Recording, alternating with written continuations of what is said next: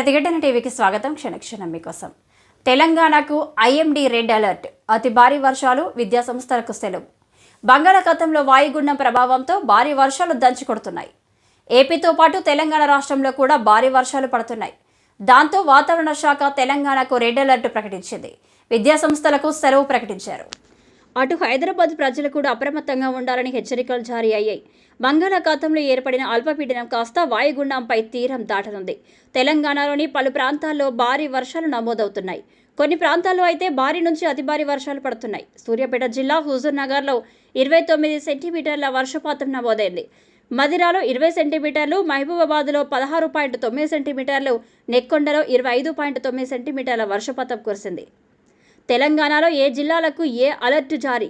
ఆదిలాబాద్, నిర్మల్, నిజామాబాద్, కామారెడ్డి, మహబూబ్నగర్, నాగర్ కర్నూల్, నారాయణపేట్, గద్వాల్ జిల్లాలకు red alert జారీ చేసింది వాతావరణ శాఖ. ఈ జిల్లాల్లో అతి భారీ వర్షాలు పడవచ్చు.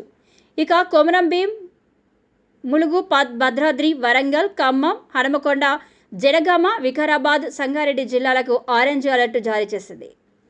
ఈ జిల్లాల్లో భారీ వర్షాలు పడనున్నాయి. ఇక రాజన్న సిరిసిల్ల, కరీంనగర్, పెద్దపల్లి, నల్గొండ, సూర్యాపేట, భువనగిరి, రంగారెడ్డి, హైదరాబాద్, మల్కాజ్గిరి, మెదక్ జిల్లాలలో ఎల్లో అలర్ట్ జారీ అయింది.